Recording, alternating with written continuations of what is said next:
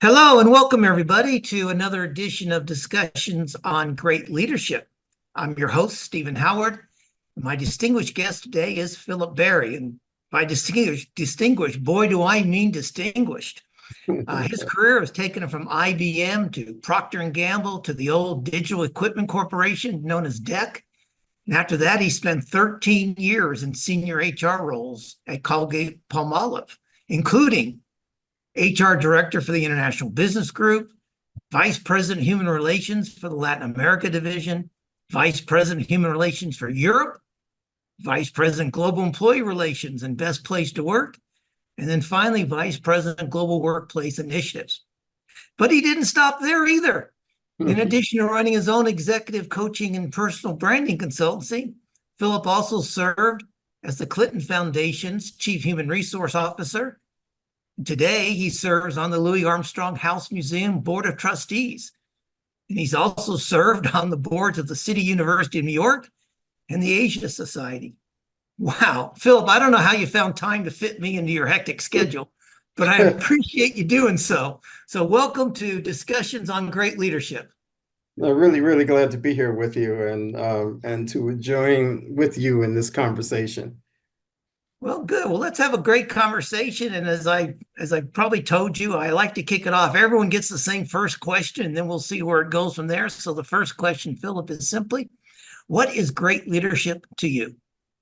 Well, what great leadership consists of is individuals who have the capability to point out a direction, who provide mission and vision and purpose, not only to their own well-being, but also to help others in the organization to identify that in a way that enables them to be their best, that enables them to contribute not only to the organization, but also to the consumer that they are servicing. To me, that would be great leadership. There are people who are put in charge of a particular function, but they're not necessarily leading it. And they may not be leading it in a way that is great, that is superlative, and that is able to move individuals to a point of excellence beyond where they are now. Excellent. Yeah, I appreciate that. And I've worked for good leaders, and I've worked for some great leaders, and I've even had one or two maybe not so good leaders in my background. But and maybe people would say the same thing about me. I don't know. But can anybody be a great leader, or is that just for the C-suite, or is there a roadmap to becoming a great leader? It's interesting because I think that anybody can be a leader with a small L, but to be a great leader means that there are capabilities that you have, that you provide a level of competence and direction, and also respect of the individuals who are working with you. I mean, great leaders really help to foster leadership in others, so that way they are moving with a sense of vision and direction beyond what the organization would have even envisioned. And they're contributing in a way that is in line with their own personal well-being.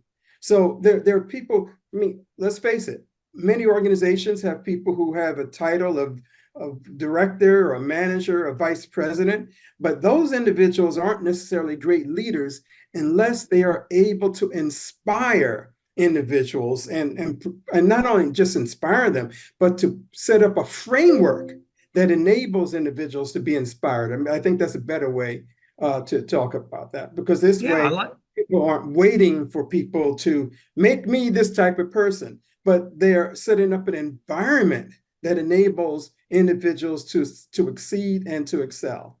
And I suspect part of that environment has to be some psychological safety. So, they got to let people make the mistake, but learn from mistakes as well.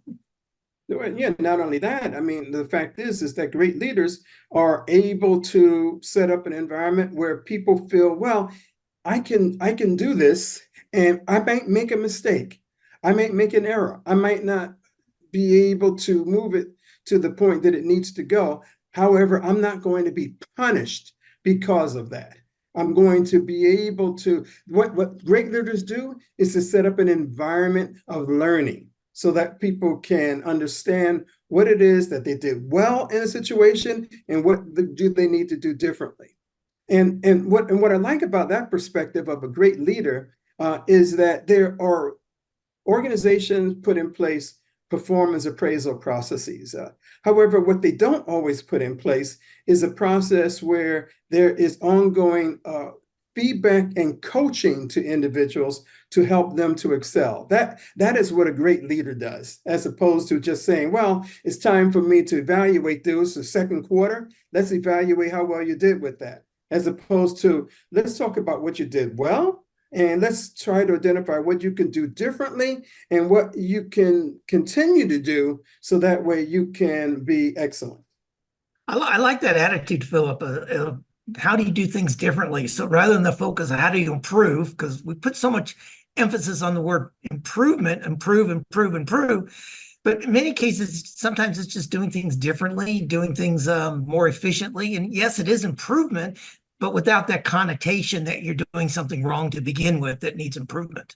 Yeah, I think that's exactly the way to look at it, Stephen. You're 300% right there. And the fact is that great leaders are able to put in place this type of environment of learning so that way people can excel in what they're doing and look at other ways that things may be accomplished that may be different from the way they're doing it right now. But what happens is that they're moving the needle forward because they're contributing in a way, new energy, perspective.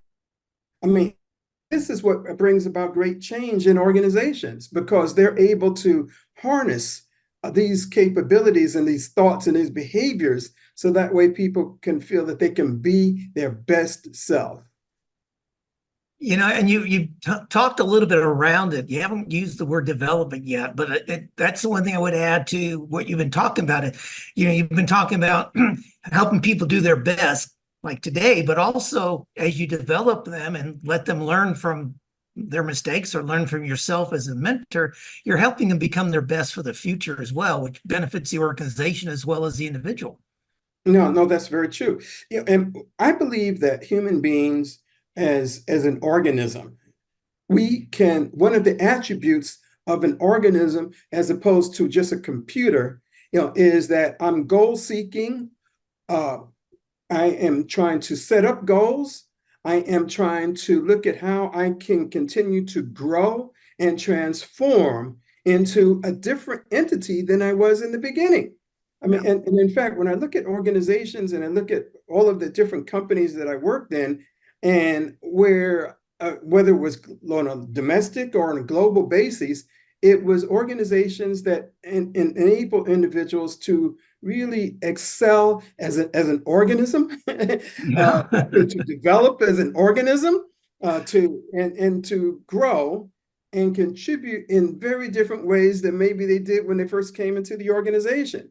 And so that's certainly a matter of development. That's certainly a matter of training, and it's a matter of getting new perspectives and engaging people with new perspectives so that way they can make this come about. You know, it reminds me, Philip, of the old saying that great leaders don't create followers, they create other leaders. And that's so important for the organization because as anybody moves on or up, you got to fill those gaps. You got to have some good bench strength. I'm sure you that was one of the things you focus on when you're running HR for various companies there, right? No, that's exactly right. And in fact, when we look at the companies that I've worked in and the countries that I have been involved in with this, you're always looking for new talent. And you're looking at, but in order to get new talent in, it means that you have to have a space for them, make way for them to grow, to fit in, to contribute, and to be comfortable in bringing their best to the organization. So one of the issues that I've seen organizations, a number of companies deal with, and I see it also in my consulting, is that they don't have the bench strength. They don't have individuals who are able to move into leadership roles or into other roles so that way they can move on. And what happens is that you just have a nice succession of talent that continues to seed the organization with the new thoughts and new ideas in terms of how they're going to operate. Yeah, it reminds me, Philip, that many people I've coached over the years, I've told them one of the worst things you can ever hear in your career is that, Philip, you're too good at where you are. I don't have anyone to replace you, and therefore Yeah, you're stuck in that position. So one of the things I always emphasize to people I coach is develop, develop, develop, develop your replacement. That's not a threat. That could be a benefit for you, particularly in larger organizations. exactly. We all win when that happens. Yeah. We really do. And it's so amazing because you can just see when you do that, it's like watching a flower grow. Developing talent is like watching a flower grow in a pot. Yeah. And so what happens is that you give the flower the water that it needs, the sustenance, the sunlight that it needs, the right type of temperature. So you put in place those conditions that enable the flower to grow. So you're not growing for these individuals. Yeah. You're putting in place conditions that enable growth to occur. And that's where I look at, that's why I love working in organizations that are able to put in place that type of an environment that enables people to exceed exceed wherever their thoughts are about where they would be when they first came into the organization. And what they're doing now is they're saying, gosh, I have some other ways that I can contribute. I have some other thoughts about things. That's where innovation comes from. Yeah. We're able to innovate because we set up this environment like a flower, watching a flower grow. That's what talent development is about. That's what great leadership development is about. That's a great analogy, Philip, because the other part of that, when you create that right environment for your plant, you can go on holiday for 3 or 4 days and the plant will still grow. Well, you can travel for business, you can get involved in other projects, or you can move on to other departments, and your people are still going to grow if you've created that right environment in the organization. I like that. Exactly. One of the things one of the things that came to my mind as you were talking about that, where you would want an organization to allow you to excel and to develop on your own. It's really troubling that organizations say, well, if I'm working here at my office or if I'm working at home, and if you're working at home, then you're not contributing. That's what some of them are saying. Yeah, and that's not what happens. Is that if we are able to instill in individuals a sense of purpose and direction, then it enables them to see exactly what has to be done and how they can make it happen wherever they are. Gone are the days where we just want to have people who are going to operate based on punching the clock. What we want to do, if you put them in a place where they can excel, they're going to, matter of fact, give you more than you thought. They're going to work even more hours because they're not watching the clock. They're saying, what is the effort that it takes in order to do this particular task? That's where the light comes on when you're looking at leaders who are in a point of growing. I think I can sum up our conversation today, Philip, by saying a great leader will create the right environment. They'll create the passion, they'll create the direction, the purpose, and the mission. And if you get all that pulled together, you're going to be a great leader. You're going to have people who excel, exceed your expectations. Is that right? That's exactly right. I mean, people need to understand, why am I here? What is it that we want to do differently? Not what the leader just wants to do, but Right. where individuals who are in charge of something are able to get individuals to input based upon a certain vision. They're inputting into the vision and they're saying, in order for us to do this, this is what else we might want to do. This is what else we might need. This is how we're going to help each other to do that. When that happens, that's when inspiration takes place. People get it all wrong about leaders. They think that it's a person who's going to stand up there, is going to preach to you, and then all of a sudden you're going to get this religious zeal. Religious zeal is going to come out when individuals are able to say, hey, I got it. I understand what we need to do in the marketplace. I understand what the consumer needs. I understand what the problems are, and I can fix those by doing these type of things.